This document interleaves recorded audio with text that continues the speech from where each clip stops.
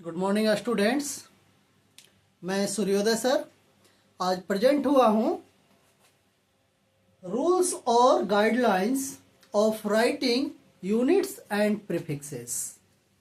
Unit और prefix को लिखने के लिए जो रूल्स हैं, जो गाइडलाइंस हैं, उनके साथ आज मैं प्रेजेंट हुआ हूँ।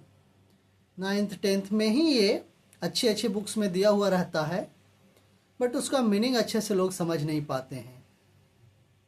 कंपटीशन के पॉइंट ऑफ व्यू से ये टॉपिक बहुत इम्पोर्टेंट नहीं है, लेकिन अगर आप कंटेंट राइटर हैं, बुक राइटर हैं, तो वैसे कंडीशन में आपको कैसे यूनिट और प्रीफिक्स को लिखना है, क्या सावधानी बरतनी होगी, कौन सी गलती नहीं करनी होगी, ये सीखना बहुत ज़रूरी है। क्योंकि आज के डेट में हर कोई अपना पीपीटी बना रहा है, अपना पीडीएफ बना रहा है, तो वहाँ पे आपको किस तरीके से यूनिट और प्रीफिक्स लिखना है ये सीखना होगा, इन रूल्स को समझना होगा। आगे देखना, सबसे बड़ी बात जो है वो ये है कि अगर कोई भी कंपटीशन की आप तैयारी करते हैं तो सबसे पहले आपके पास जो ज़रूरी चीज़ है वो है स्टडी मटेरियल। अगर ब्रांडेड कोचिंग इंस्टीट्यूट का मटेरियल है आपके पास, उसके थ्योरी, उसके हर टॉपिक को कवर कीजिए यूट्यूब से वीडियो देख करके, या गूगल से स्टडी करके, बुक से स्टडी करके, या किसी भी सोर्स से सारे थ्योरी के एक एक कंटेंट का स्टडी कीजिए। उसके असाइनमेंट को बनाइए, बार बार बनाइए। प्रीवियस ईयर के क्वेश्चन रहते हैं लास्ट में, उसको बनाइए। वही कंपटीशन का सबसे अच्छा की पॉइंट है। बिना स्टडी मटेरियल गलत सलत बुक पढ़ेंगे, लफुआ टाइप के टीचर का आप वीडियो देखेंगे जो गलत सलत पढ़ा के निकल रहे हैं, और उनके कॉन्सेप्ट से जब बनाने जाएंगे कंपटीशन के क्वेश्चन तो गलत ही बनाएंगे। तो अच्छे फैकल्टी को सिलेक्ट कीजिए, ब्रांडेड इंस्टीट्यूट का मटेरियल फॉलो कीजिए और तैयारी कीजिए ढंग से, सफलता जरूर मिलेगी।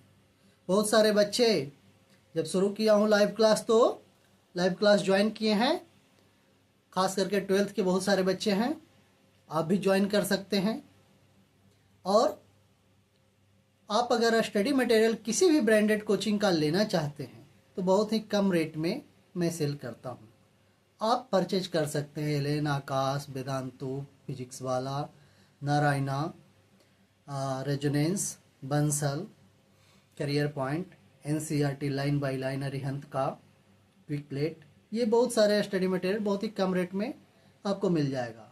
1000 रुपीज़ में पीसीएम या पीसीबी का पूरा सेट मिल जाएगा पीडीएफ फॉर्मेट में, तो आप ले सकते हैं। ब्रांडेड इंस्टीट्यूट के मटेरियल से क्या फ़ायदा है कि कोई भी टॉपिक आपका वीक नहीं रहेगा और हर टॉपिक कंपटीशन का कवर हो जाएगा एक कंपटीशन के लेवल तक। ऐसा नहीं कि कोई कमज़ोर है, कोई मजबूत है, चले गए वहाँ कंपटीशन में क्वेश्चन बन ही नहीं रहा है। तो मैं कहता हूँ कि एक स्टडी मटेरियल ढंग का आप परचेज कीजिए, उसके हर टॉपिक को यूट्यूब से देख के, बुक से देख के डीपली पढ़िए, कोई भी टॉपिक छूटना नहीं चाहिए। और उस इंस्टीट्यूट के मटेरियल पे जो असाइनमेंट है उसको बार बार बनाइए, यही कंपटीशन का बेस्ट तरीका है। ठीक है, तो आज हम शुरू करते हैं।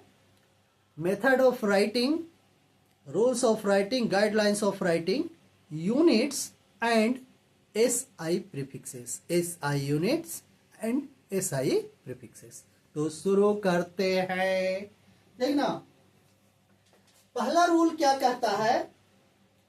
Symbol of units. यूनिट का पूरा नाम लिख सकते हैं, जैसे METR, मीटर, और सिंबलाइज कर सकते हैं, जैसे मीटर के करस्पॉन्डिंग छोटी एम। तो symbol of units are always roman, never italic. Roman का मतलब खड़ी लेटर, रोमन का मतलब खड़ी लेटर, यानी जब भी हम सिंबल लिखेंगे तो खड़ी लेटर होना चाहिए। नेवर इटालिक, कभी भी इटालिक, तिरछा लेटर, इटालिक का मतलब तिरछा, कभी भी तिरछा लेटर यूनिट के सिंबल के तौर पे नहीं लिखना चाहिए। हाँ, पूरा नाम आप लिखते हैं तो टेढ़ा मेढ़ा भी, अगर राइटिंग ही टेढ़ा है तो क्या करेंगे, टेढ़ा मेढ़ा लिखेंगे। लेकिन सिंबल कभी भी आप टेढ़ा नहीं लिख सकते हैं। जैसे ये न्यूटन है, फोर्स का यूनिट, फोर्स का ऐसा यूनिट न्यूटन। मैं इसे सिंबलाइज करना चाहता हूं। अगर न्यूटन को सीधा लिखा तो भी ठीक है, अगर ऐसे करके टेढ़ा लिख दिया तो भी ठीक है। अब राइटिंग ही टेढ़ी रहेगी तो क्या करेगी, तो पूरा नाम लिखने में कोई दिक्कत नहीं है, ऐसे भी सही है, ऐसे भी सही है। लेकिन जब नोटेशन सिंबॉलिक फॉर्म में लिखेंगे तो एन को हमेशा सीधा होना चाहिए, रोमन टाइप होना चाहिए, इटालिक लेटर नहीं होना चाहिए, तिरछा एन नहीं होना चाहिए। इटालिक अगर ये लिखते हैं तो ये गलत है, ये तरीका आपका सही है। सिंबल कभी भी तिरछा नहीं लिखना है, हमेशा सीधा लिखना है। चलिए आगे second rule, when unit with the name of scientist और एक्सपेरिमेंटर। जैसे मान लीजिए किसी फिजिकल क्वांटिटी का इन्वेंशन, डिस्कवरी ही कोई साइंटिस्ट या एक्सपेरिमेंटर किया है, तो हम उसके सम्मान में हम उस फिजिकल क्वांटिटी का यूनिट रख देते हैं, जैसे फैराड, जूल, ये सारी चीजें। तो अगर साइंटिस्ट या एक्सपेरिमेंटर का नाम ही यूनिट के तौर पे लिखा जाए, देन तब while writing full form of unit, पूरा नाम जब यूनिट लिखे, जैसे JOULE जूल या NEWTON newton, all letters are small. जब पूरा नाम लिखेंगे तो सारे के सारे लेटर्स क्या होंगे, small. But in symbolic form it's capital. जब सिंबॉलिक फॉर्म में लिखेंगे तो वो क्या होंगे, कैपिटल लेटर। यहां देखना, मैंने न्यूटन लिखा, फोर्स का यूनिट। जब पूरा नाम लिखा तो सारे लेटर्स क्या हैं, स्मॉल हैं। ऐसा नहीं कि न्यूटन नाम है तो नाम का पहला लेटर कैपिटल लिख देंगे। अगर ऐसे लिखेंगे सिंबल फोर्स का यूनिट के तौर पे तो ये गलत है, ये सही है। जब सिंबल लिखेंगे तो साइंटिस्ट एक्सपेरिमेंटर के नाम पे अगर आया है यूनिट, तो सिंबल अगर सिंगल लेटर है तो वो कैपिटल होगा, कभी भी स्मॉल नहीं होगा। साइंटिस्ट या एक्सपेरिमेंटर के नाम पे अगर सिंबल है तो वो कैपिटल ही होगा, स्मॉल नहीं होगा, अगर सिंगल लेटर है तो। जैसे दूसरा जामफल लेते हैं, जूल, JOULE। मैंने दो तरीके से लिखा जूल, JOULE। अब ये बताओ, ये वाली जूली अच्छी है कि ये वाली, मीन्स ये सही है कि ये सही है। आप कहेंगे कि सर पता नहीं, अभी रूल बताया हूं भैया कि जब पूरा नाम लिखना है तो सारे लेटर्स क्या होने चाहिए, स्मॉल। इसका फर्स्ट लेटर कैपिटल है, मतलब ये क्या है, गलत। ये क्या है, गलत। तो ये गलत है और ये तरीका जूल लिखने का सही है। अब सिंबल के फॉर्म में लिखूंगा तो मान लो यहां लिखता हूं कैपिटल J और यहां लिखता हूं स्मॉल j, तो सिंबल कौन सा, जब भी साइंटिस्ट या एक्सपेरिमेंटर के नाम पे यूनिट लिखा जाए और सिंगल लेटर से सिंबलाइज किया जाए तो वो लेटर कैपिटल होने चाहिए, स्मॉल नहीं होना चाहिए। मीन्स ये सही है और ये गलत है। चलते हैं थर्ड रूल की तरफ। तीसरा रूल क्या कहता है, जो यूनिट एक्सपेरिमेंटर या साइंटिस्ट के नाम पे आए हैं उनको छोड़ के all other units except units coming from name of scientist और experimenter, all letters are small in full form और इन सिंबॉलिक फॉर्म। अगर साइंटिस्ट या एक्सपेरिमेंटर के नाम पे ऐसा यूनिट नहीं हो,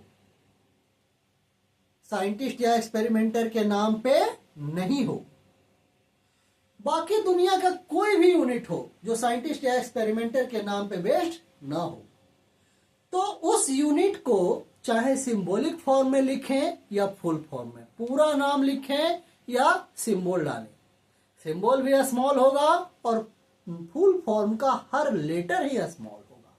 जैसे मीटर, METRE।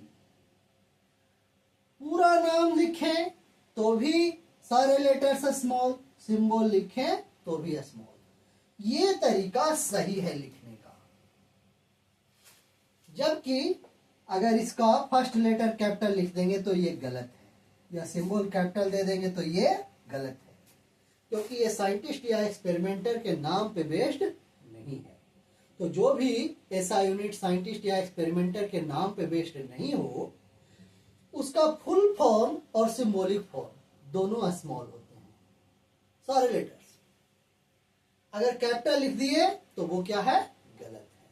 तो आज के बाद ये गलती नहीं करनी है। अब फोर्थ रूल की तरफ आते हैं। देखना, फोर्थ रूल क्या कहता है, सेमी कॉलन। सेमी कॉलन का सिंबल आप जानते हैं, एक डॉट देके नीचे कॉमा, सेमी कॉलन। ये डॉट के नीचे कॉमा सेमी कॉलन कहलाता है।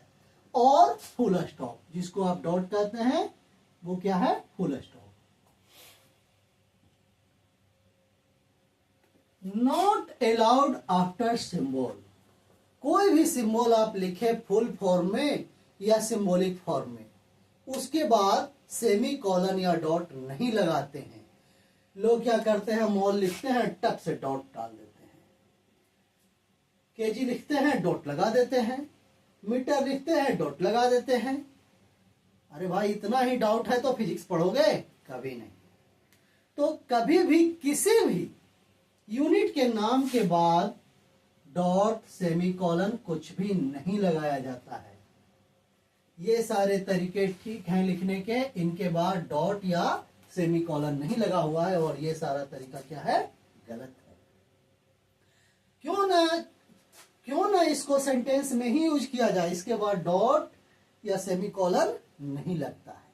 ये दोनों प्रोहिबिटेड है, मना किया है गया है, इसको अवॉइड किया जाता है। चलिए,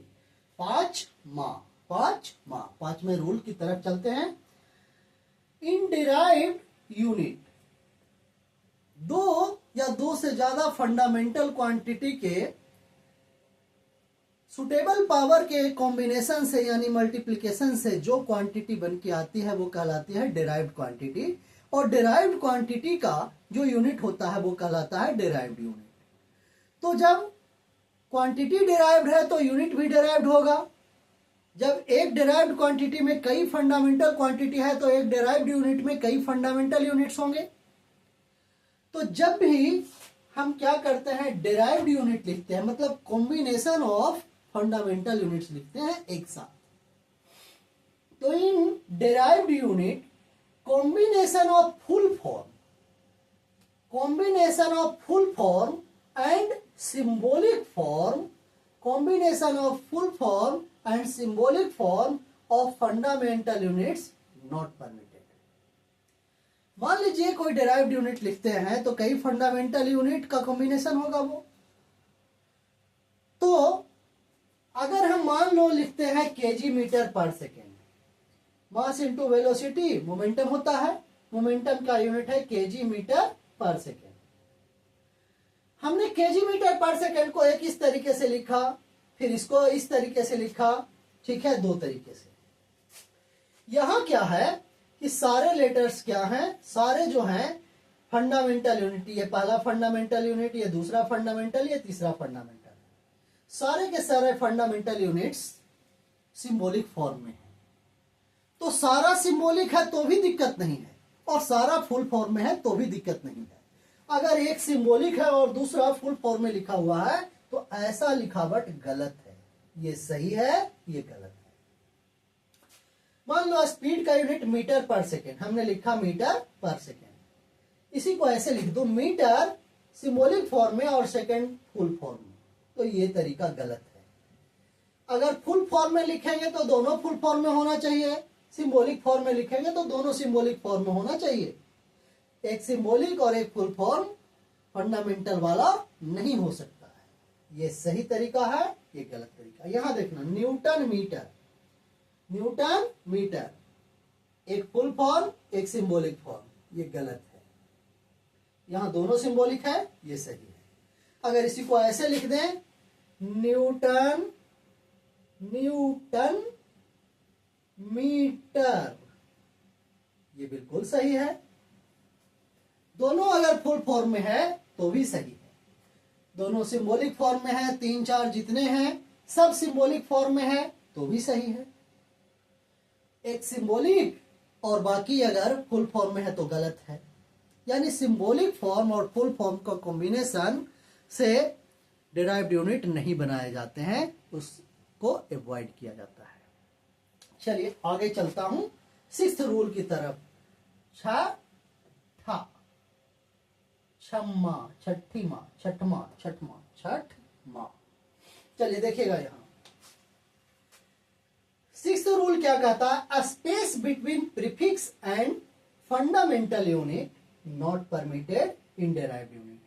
किसी भी डेराइव्ड यूनिट में प्रीफिक्स और फंडामेंटल यूनिट के बीच में स्पेस नहीं दिया जाता है। अगर एक डेराइव्ड यूनिट लिखे तो उसमें 2-3 फंडामेंटल यूनिट होंगे और मान लो किसी फंडामेंटल यूनिट के पहले प्रीफिक्स लगा हुआ है, तो प्रीफिक्स और उस फंडामेंटल यूनिट के बीच गैप नहीं होना चाहिए। जैसे यहां मैं लिखता हूं न्यूटन मीटर नैनोमीटर पर सेकेंड, तो नैनो और मीटर के बीच स्पेस नहीं होना चाहिए। यहां मिलीमीटर पर सेकेंड, मिली और मीटर के बीच स्पेस नहीं होना चाहिए। किलो न्यूटन पर सेकेंड, यहां किलो और न्यूटन के बीच स्पेस नहीं होना चाहिए। लेकिन यहां देखना, अगर हम मीटर पर सेकेंड लिखते हैं तो मीटर और सेकेंड के बीच स्पेस नहीं होता। लेकिन अगर मीटर के पहले प्रीफिक्स आ गया तो इन दोनों फंडामेंटल यूनिट्स के बीच हमें गैप देना होगा। क्या देना होगा? गैप, यानी स्पेस देना होगा। तो अगला रूल इसी पे बेस्ड है। क्या कहता है कि फंडामेंटल यूनिट और उसके करेस्पॉन्डिंग प्रीफिक्स के बीच तो स्पेस होना ही नहीं चाहिए। लेकिन अगर प्रीफिक्स आ गया तो इस फंडामेंटल यूनिट और दूसरे फंडामेंटल यूनिट के बीच स्पेस कंपलसरी है। यानी नैनोमीटर एक साथ होगा और मीटर और सेकंड के बीच में स्पेस होना चाहिए। ऐसा नहीं कि क्रॉस डॉट दे देंगे, स्पेस दे करके लिखना चाहिए। सिंगल लेटर का स्पेस, ऐसा नहीं कि स्पेस वाला button tip tip tip tip दबाया गया बहुत बड़ा स्पेस दे दिए, नहीं, सिंगल लेटर का स्पेस, एक लेटर के बराबर स्पेस। देखना अगला रूल इसी पे बेस्ड है। When prefix be present in derived unit, अगर किसी derived unit, जैसे ये derived unit है, इसमें prefix present हो, prefix be present in derived unit, then a space is must between two fundamental units। तो वैसे कंडीशन में दोनों जो फंडामेंटल यूनिट्स है, अगर 3 होते तो तीनों के बीच गैप होता। ठीक है, तो ऐसे कंडीशन में फंडामेंटल यूनिट्स के बीच गैप होना जरूरी है। जैसे देखना यहाँ कुछ और, नैनोमीटर पर सेकेंड, तो यहाँ मीटर और सेकेंड दोनों फंडामेंटल यूनिट है, दोनों के बीच में स्पेस है।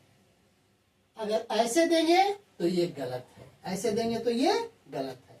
ये तरीका सही है, ये तरीका गलत है। यहां देखना किलो न्यूटन और मीटर के बीच में स्पेस है, ये सही है। यहां देखना किलो न्यूटन पर मीटर स्क्वायर, ये तरीका गलत है। अब यहां सुनना, मैं कहता हूं कि केजी मीटर पर सेकेंड स्क्वायर मैंने ऐसे लिखा, ये सही है या गलत है? आप कहेंगे कि गलत है सर, क्यों? क्योंकि ग्राम के पहले किलो लगा हुआ है प्रीफिक्स, और ग्राम और मीटर के बीच में आपने स्पेस ही नहीं दिया। मैं कहता हूं बिल्कुल गलत है आप, मैं सही हूं, आप गलत हैं। एक सेकेंड, इधर वाला आपको दिख नहीं रहा होगा, थोड़ा सा कैमरा सेट कर देता हूं।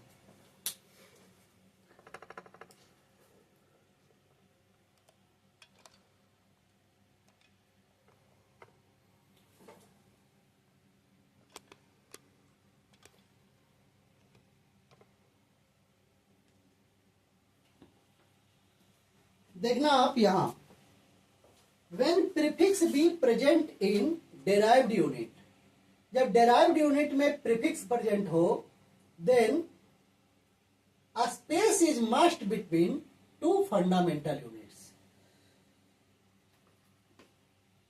अगर डिराइव्ड यूनिट है इसमें प्रीफिक्स प्रेजेंट हो तो प्रीफिक्स और उसके करेस्पॉन्डिंग फंडामेंटल क्वांटिटी के बीच गैप नहीं होगा, लेकिन दो फंडामेंटल क्वांटिटी के बीच गैप कंपलसरी है, तो इस दोनों के बीच गैप देंगे। ऐसा नहीं कि डॉट दे दिए या क्रॉस दे दिए। अगर ऐसे लिखेंगे बिना गैप के तो ये गलत तरीका है लिखने का।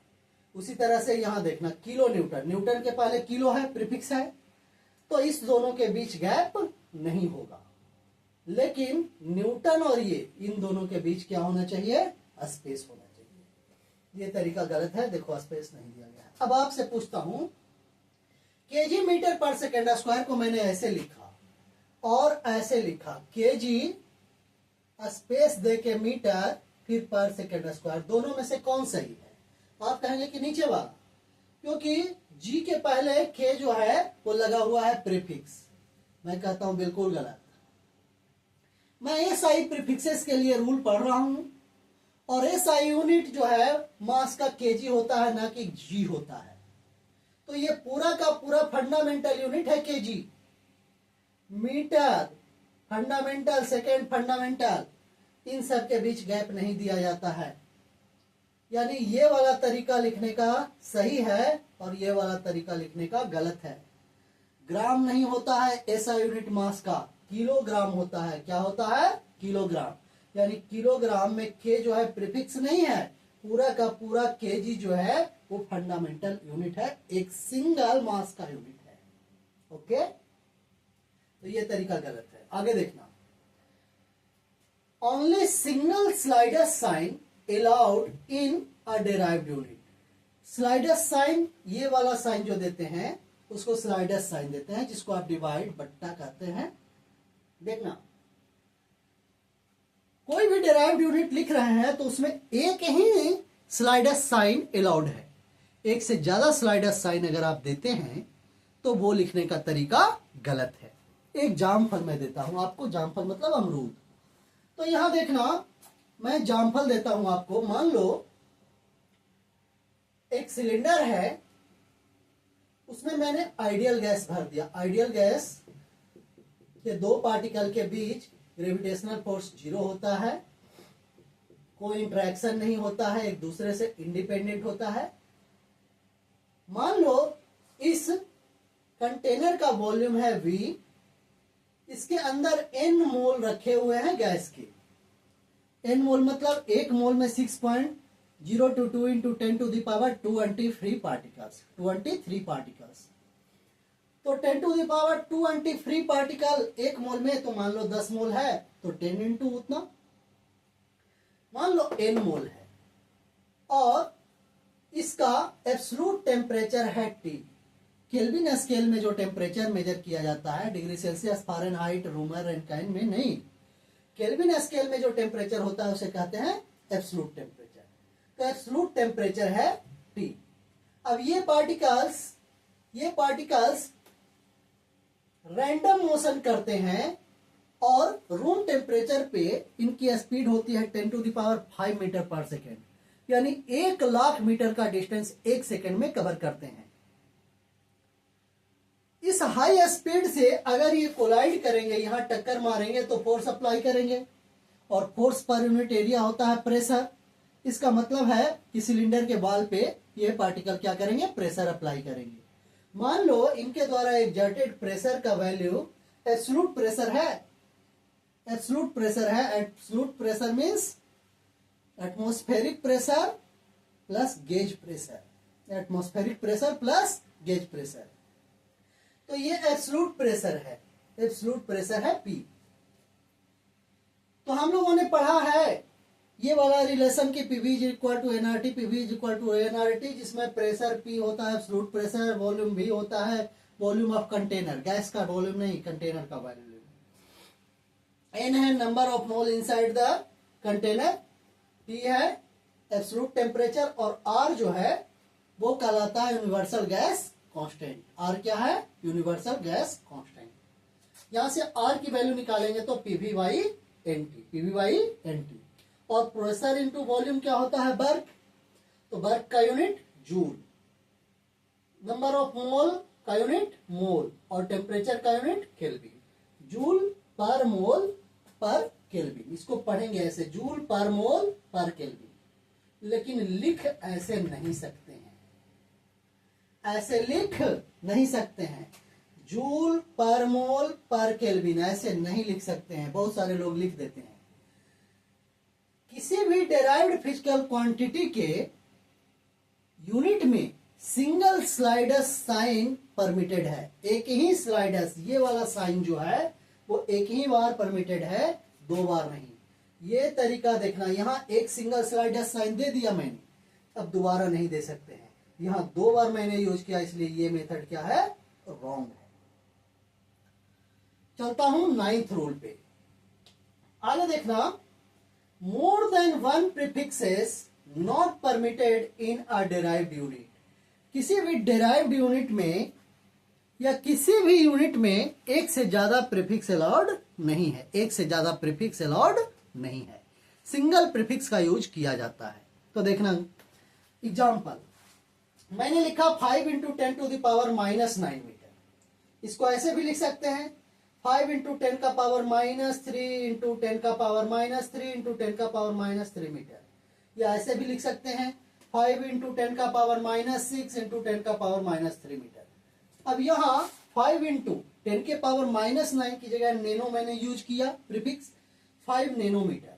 यहाँ क्या किया, 10 की पावर -3 की जगह मिली लिखा, तो 5 मिली मिली मिलीमीटर, मिली मिली मिलीमीटर, 3 बार मिली आ गया। यहाँ देखना 10 के पावर -6 की जगह माइक्रो और 10 के पावर -3 की जगह मिली, तो 5 माइक्रो मिलीमीटर ऐसे लिखा। अब इनमें से कौन सा सही है, तो रूल कहता है कि एक से ज्यादा प्रीफिक्स अलाउड नहीं है। यहाँ पे 3 प्रीफिक्सेस आ गए हैं, यहाँ पे 2 प्रीफिक्सेस आ गए हैं, मीन्स ये मेथड गलत है और ये मेथड गलत है। तो सही क्या है, ये। अब यहाँ आगे देखना, 6 इंटू 10 का पावर 8 मीटर है। 10 के पावर 8 के -8 के करस्पॉन्डिंग तो हमारे पास कोई प्रीफिक्स है ही नहीं, तो हम क्या करेंगे, तो आजू बाजू वाले को ढूंढेंगे। इससे छोटा कौन, 10 के पावर -9, इससे बड़ा कौन, 10 के पावर -6। तो इसको चाहे तो 10 के पावर -6 में बदल दो या 10 के पावर -9 में बदल दो, दोनों में से एक में बदल दो आप। तो मैंने लिखा 6 इंटू 10 के पावर -2 इंटू 10 के पावर -6। जब बेस सेम होते हैं तो पावर ऐड होते हैं, और यहाँ 10 के पावर -8 हो जाएगा।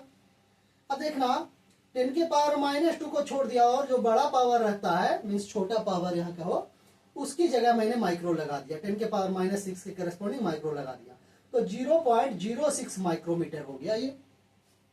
इसी को दूसरा तरीका से ऐसे लिख सकते हैं, 6 इंटू 10 इंटू 10 का पावर -9 मीटर।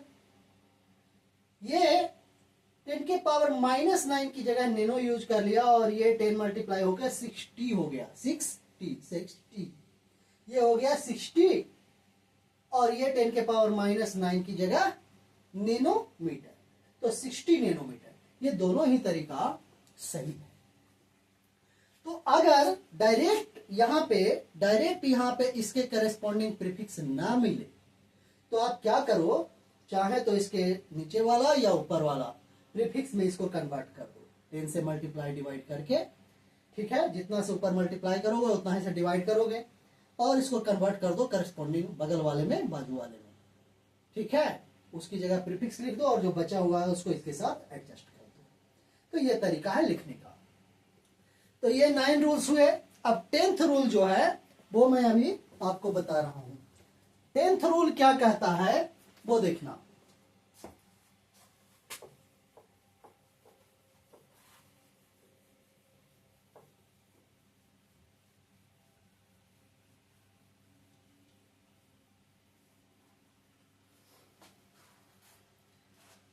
टेंथ रूल कहता है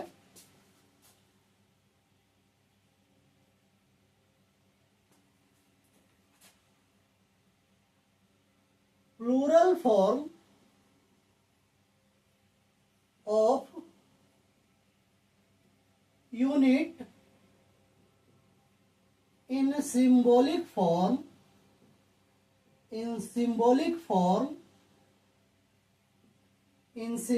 form not permitted.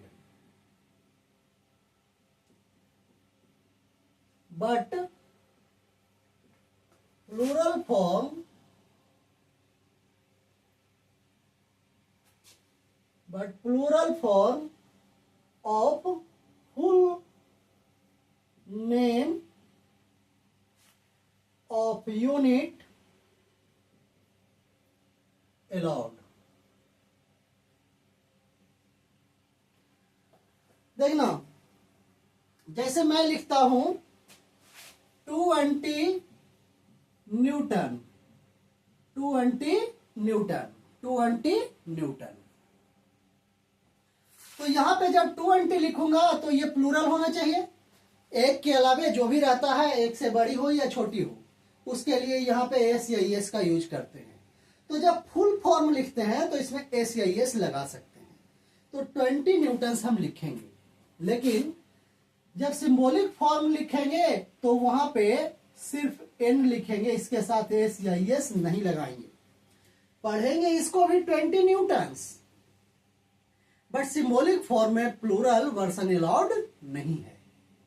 जैसे 10 मीटर्स, 10 मीटर्स ये हम लगा सकते हैं, लेकिन यहां पे लिखेंगे तो हम 10 मीटर ही लिखेंगे और पढ़ेंगे मीटर्स, 10 मीटर्स।